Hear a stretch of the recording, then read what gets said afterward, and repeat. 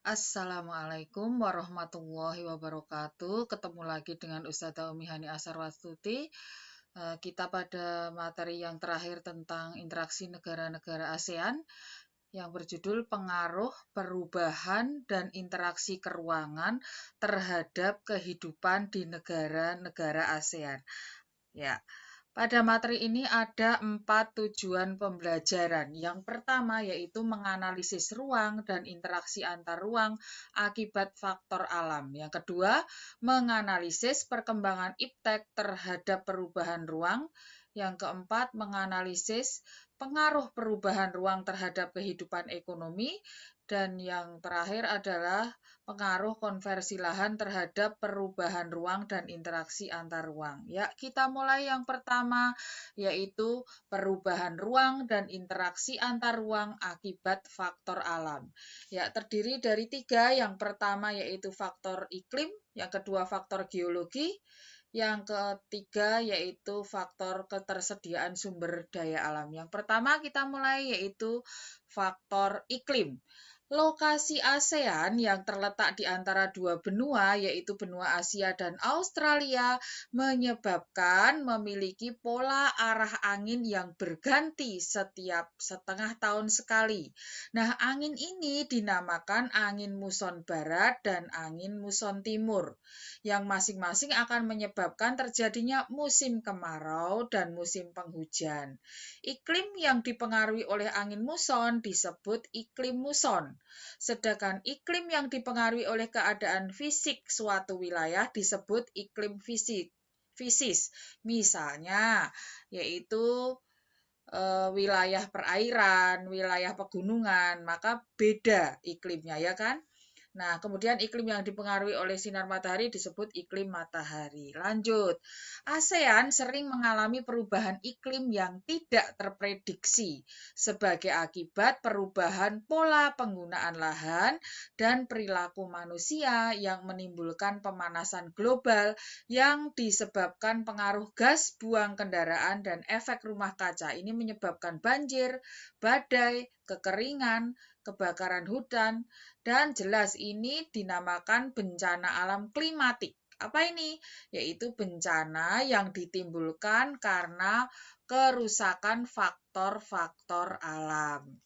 Nah, kerjasama ASEAN dalam menanggulangi bencana alam klimatik, nah ini terjadi pada waktu kebakaran hutan yang hebat di Sumatera tahun 2015, Malaysia dan Singapura sampai meminjamkan pesawat pemadam kebakarannya untuk menanggulangi kebakaran hutan. Nah, ini ada tabel iklim negara ASEAN yang harus kamu lengkapi, nanti dikirim ke GC ya. Nah, ini silahkan nanti di copy kemudian kerjakan di GC. Lanjut. Yang kedua yaitu faktor geologi. Berdasarkan faktor-faktor yang berkaitan dengan kondisi geologi seperti tanah dan batuan penyusunnya di bumi, negara-negara ASEAN berada di tumbukan antar lempeng. Tumbukan lempeng ini identik dengan kemunculan gunung berapi. Indonesia banyak gunung apinya kan? Nah, rangkaian gunung di kawasan negara-negara ASEAN terkenal dengan nama Sirkum Pasifik dan Sirkum Mediterania. Ini rangkaian pegunungan ya. Pergerakan lempeng yang bertumbukan akan mengakibatkan terjadinya bencana geologis seperti gempa bumi yang kadang menimbulkan tsunami. Nah, negara mana saja ya yang mengalami bencana alam geologis? Jelas, satu Indonesia. Mana lagi? Malaysia, Thailand, ya, dan Myanmar. Ada 4 negara. Oke, lanjut. Nah, ini adalah gambar lempeng tektonik ya di negara-negara ASEAN yang tadi menimbulkan tumbukan lempeng dan akhirnya menimbulkan gempa. Ya, yang ketiga yaitu faktor ketersediaan sumber daya alam. Nah, ini silahkan dibaca sendiri tabelnya. Indonesia, ini contohnya minyak bumi, gas alam, emas, perak, timah putih, dan biji besi. Baca yang lainnya.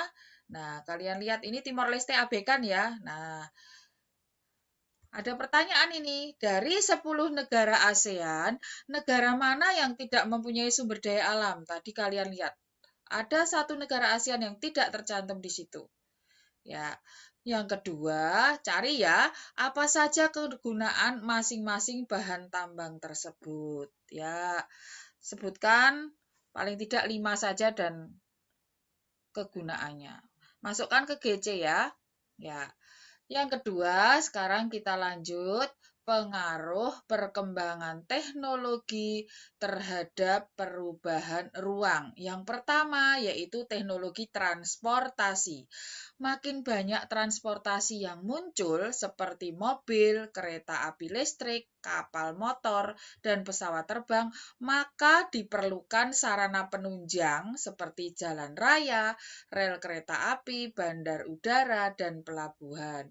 Hal ini mengakibatkan lahan produktif atau pertanian berubah fungsi menjadi lahan fasilitas transportasi. Ada teknologi di bidang transportasi, misalnya rekayasa jaringan transportasi. Contohnya apa? Di Jakarta, ya MRT. Kemudian, yang kedua adalah teknologi komunikasi. Teknologi komunikasi di sini bisa jam, radio, televisi, internet, handphone, dan lain sebagainya. Kemajuan teknologi komunikasi memudahkan interaksi antar penduduk secara cepat, praktis, dan nyaman, tetapi juga mengurangi interaksi antar penduduk secara langsung. Kita sudah mulai merasakan ya, misalnya kunjungan silaturahmi pada waktu Lebaran sudah jarang berkunjung lagi ke tetangga, tetapi kadang lewat ucapan selamat dengan by WA dan lain sebagainya. Oke, yang ketiga, pengaruh interaksi keruangan terhadap kehidupan ekonomi. ASEAN mulai menerapkan AFTA. Dengan diterapkannya AFTA, maka perdagangan antar negara ASEAN lebih mudah mengekspor karena tidak dikenai pajak. Ya. Kemudian ASEAN juga mulai membentuk MEA, Masyarakat Ekonomi ASEAN, dalam rangka menghadapi persaingan perdagangan dari India dan Cina yang mulai banyak menyerbu di Indonesia dan negara-negara ASEAN lain. Ya, yang keempat sekarang atau yang terakhir yaitu pengaruh konversi lahan pertanian ke industri dan pemukiman terhadap perubahan ruang dan interaksi antar ruang. Ini kurang ini ya. Oke, yang pertama yaitu pengaruh konversi lahan pertanian menjadi pemukiman. Terbalik ini dengan judulnya, nggak apa-apa ya. Faktor pendorong terjadinya alih fungsi lahan pertanian disebabkan 1. Jelas pertumbuhan penduduk. 2.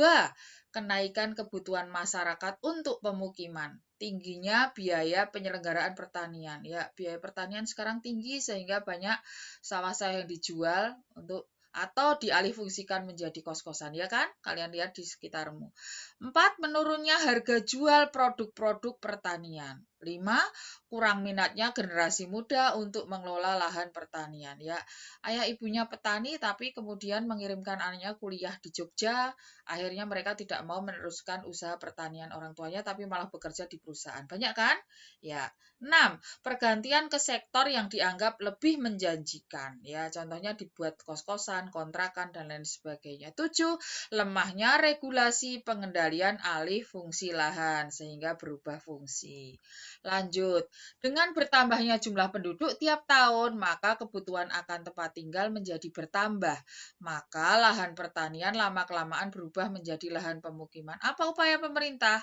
Ya, dibuat rusunawa, apartemen, kemudian dibuat peraturan sertifikat lahan sawah tidak boleh berubah menjadi lahan pemukiman sehingga tetap ada sawah yang masih bisa dipertahankan. Lanjut.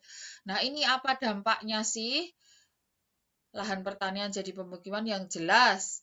Lahan pertanian berkurang, produktivitas pangan berkurang. Kita akhirnya impor beras. Petani kehilangan mata pencaharian, berkurangnya lahan resapan air dan hilangnya lahan ruang hijau terbuka. Ya, kemudian yang kedua, pengaruh konversi lahan pertanian menjadi kawasan industri. Biasanya terjadi lahan pertanian ini di pinggir perkotaan karena pengusaha punya pertimbangan lahan pertanian dijadikan lahan industri. Yang pertama yaitu Ya, dinilai strategis untuk pembangunan industri karena pinggir kota. 2, harga tanah pertanian relatif murah dibandingkan tanah pekarangan. 3, akses pinggiran kota lebih mudah dijangkau. 4, pinggiran kota lebih dekat dengan lokasi bahan baku. 5, faktor sosial, budaya, hukum waris. Ya, lanjut. Nah, ini dampaknya. 1. Lahan pertanian menjadi berkurang atau sempit. 2. Kapasitas produksi pangan nasional jelas jadi menurun. Kita impor dari Thailand berasnya.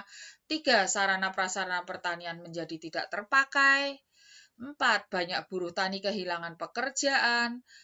Ruang terbuka jelas berkurang dan lahan pertanian menjadi terkena limbah industri. Oke, terima kasih. Kerjakan tugasnya ya di GC. Jangan lupa like, komen, dan subscribe. Saya tunggu ya. Assalamualaikum warahmatullahi wabarakatuh. Tetap semangat ya anak-anak ya.